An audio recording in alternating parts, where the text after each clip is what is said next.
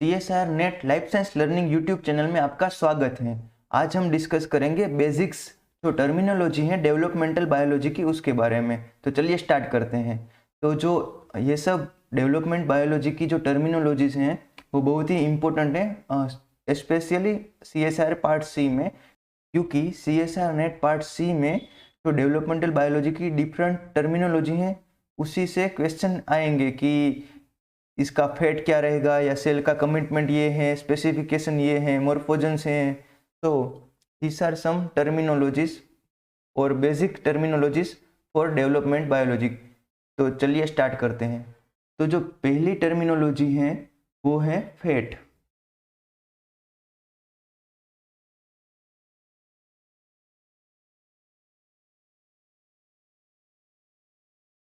Fate का meaning होता है किसी भी सेल का फ्यूचर क्या रहेगा। लाइक हम बोले तो किडनी में उसका कन्वर्जन होगा, या हार्ट में कन्वर्जन होगा, या फिर एपिडर्मिस में उसका कन्वर्जन हो सकता है। तो इसी तरीके से जो पर्टिकुलर सेल्स होते हैं उसका फ्यूचर क्या रहेगा, वो कौन से ऑर्गन में उसका कन्वर्जन होगा, तो उसे हम फेट कहते हैं। तो फेट मीन्स फ्यूचर।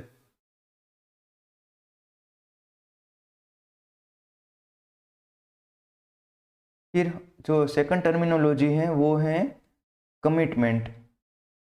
तो जो कमिटमेंट है मतलब कि डिसाइडिंग दैट फेट। तो चलिए लिख देता हूँ कमिटमेंट।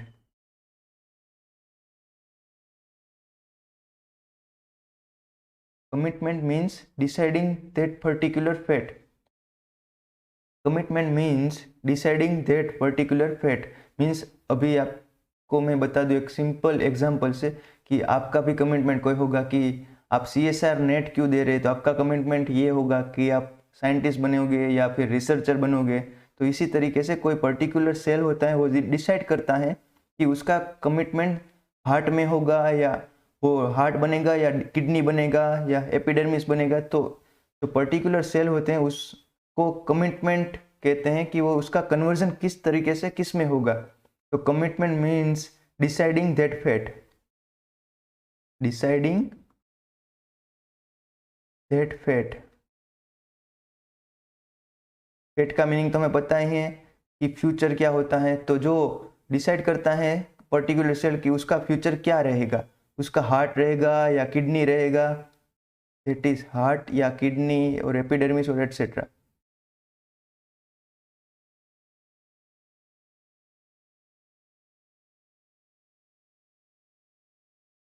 फिर जो थर्ड टर्मिनोलॉजी है उसको हम बोलते हैं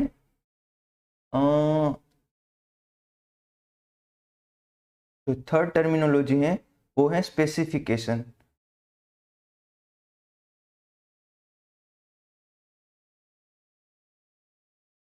स्पेसिफिकेशन स्पेसिफिकेशन मीन्स कि कोई भी सेल टेम्पररी के लिए स्पेसिफाई होता है, तो उसे हम स्पेसिफिकेशन कहते हैं। कि कोई भी सेल, आप लिख लीजिएगा, कि स्पेसिफाई होता है कोई भी सेल टेम्पररी के लिए, कि उसका फर्दर पहले एपिडर्मिस में स्पेसिफाइड हुआ, उसके बाद वो डिसाइड करता है कि उसका जो कमिटमेंट फिर डिसाइड होता है कि वो क्या बनेगा, लाइक हार्ट बनेगा या किडनी बनेगा। तो जो पर्टिकुलर सेल होता है वो स्पेसिफाई होता है टेम्पररी के लिए, टेम्परली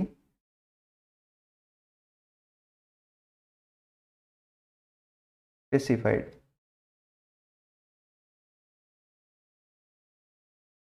फिर आता है फोर्थ वन, दैट इज मोर्फोजेंस।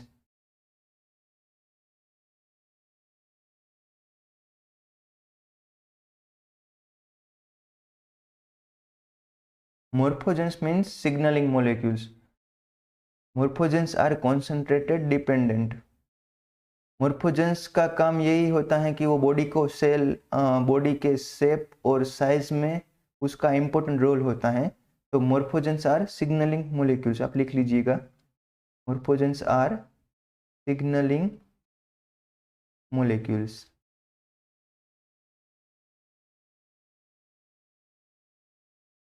और हाँ, एक और बात कि morphogens are concentrated dependent, concentration dependent. उसका इम्पोर्टेंट रोल है बॉडी के साइज और शेप में। Role in body shape and size.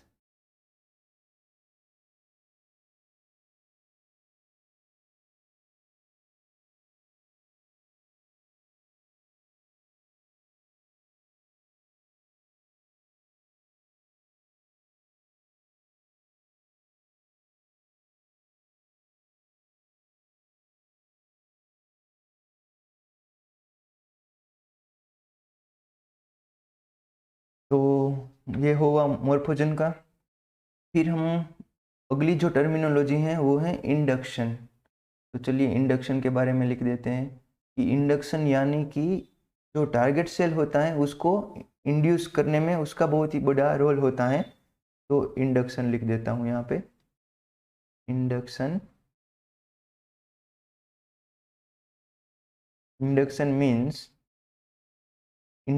Means induce target cell.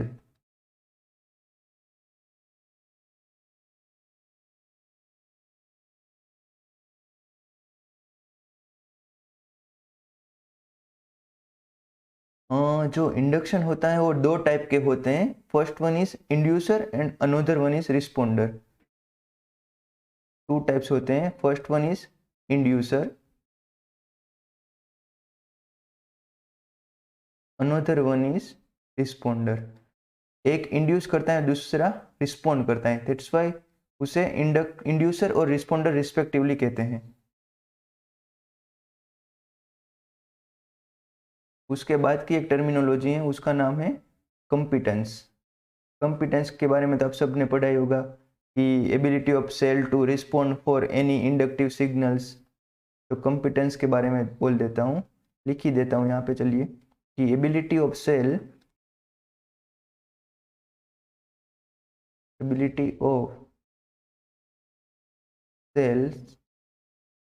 To respond for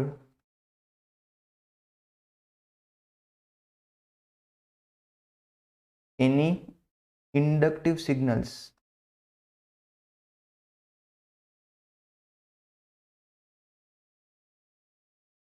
ये हुआ कंपिटेंस के बारे में। तो ये 5-6 टर्मिनोलॉजी हैं इम्पोर्टेंट, जो ये सब बेसिक टर्मिनोलॉजी हैं बट आपको ये याद रखनी पड़ेगी क्योंकि CSR नेट में यही सब टर्मिनोलॉजी से क्वेश्चन आते हैं। आपको अगर टर्मिनोलॉजी की जो डीप है मतलब उसका क्या मीनिंग होता है उसके बारे में अगर पता नहीं रहेगा तो आप क्वेश्चन डेवलपमेंट बायोलॉजी के सोल्व नहीं कर पाओगे। इसीलिए ये 5-6 इम्पोर्टेंट टर्मिनोलॉजीज हैं, बेसिक्स टर्मिनोलॉजीज हैं, आप याद कर लीजिएगा। So thank you everyone. And आप इस चैनल में नए हो तो एक सब्सक्राइब बटन भी प्रेस कर देना एंड वीडियो अच्छा लगा हो तो लाइक कर देना। And thank you everyone. हम अब मिलते हैं नेक्स्ट वीडियो में। Till then good bye and take care.